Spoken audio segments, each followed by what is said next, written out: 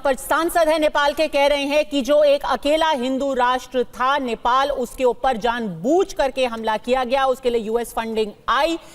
क्या वही कोशिश भारत के अंदर भी की गई है? डॉक्टर अजय आलोक मान भी ले कि इस तरीके की साजिश की गई, कांग्रेस पार्टी इसमें मिली हुई थी, ये कैसे मान ले आप? ये विपक्ष के ऊपर आप क्यों इल्जाम लगा रहे हैं कि विपक्ष की कोई साजिश हो सकती थी? वो तो अमेरिका का पैसा आया, किसने लिया कैसे पता? नहीं, बिल्कुल सही बात है। यहाँ पे आपको कनेक्टिंग द डॉट्स करने पड़ेंगे। यूएसएड का पैसा लगभग हिंदुस्तान में $3.5 बिलियन एवरेज आता था, जो अलग अलग मदों में जाता था और अलग अलग नामों से। जैसे ये काम करते थे गरीब बच्चों को पढ़ाने के लिए, ये काम करते थे मेडिकल सुविधा जनरेट करने के लिए, ये काम करते थे ट्राइबल्स में उनके अपलिफ्टमेंट के लिए, ये काम करते थे इलेक्टोरल अवेयरनेस जगाने के लिए, फलाना फलाना फलाना।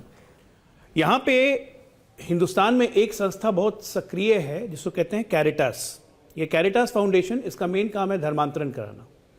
कैरिटास फाउंडेशन को साउथ ईस्ट एशिया में हेड करती थी सुसान डेबोस। ये सुसान डेबोस जानती है कौन है?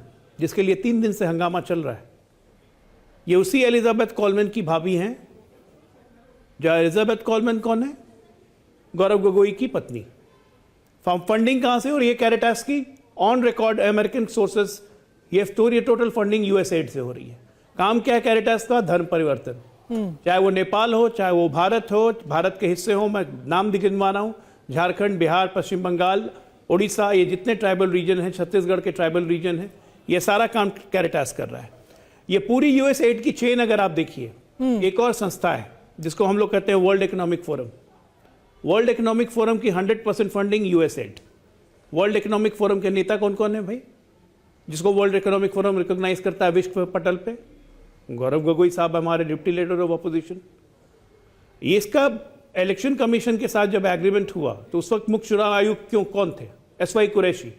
हमारे चुनाव आयुक्त को क्या जरूरत है एक ऐसे संस्था से एग्रीमेंट करने की और उससे पैसे लेने की कि हम अपना इलेक्टोरल प्रेजेंस बढ़ा सकें? क्योंकि ये सिस्टम बाद में डिसकंटिन्यूड हो गया 2015 के बाद से, लेकिन 2015 तक ये सिस्टम कंटिन्यू करने की क्या जरूरत थी?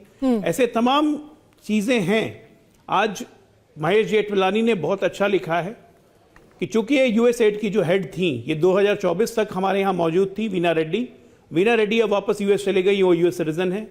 और तत्कालीन और वर्तमान में जो भारत में अमेरिका के राजदूत हैं, उनसे पूछताछ नहीं की जा सकती है क्योंकि वो डिप्लोमेटिक इम्यूनिटी के तहत हैं यहाँ पे हिंदुस्तान में।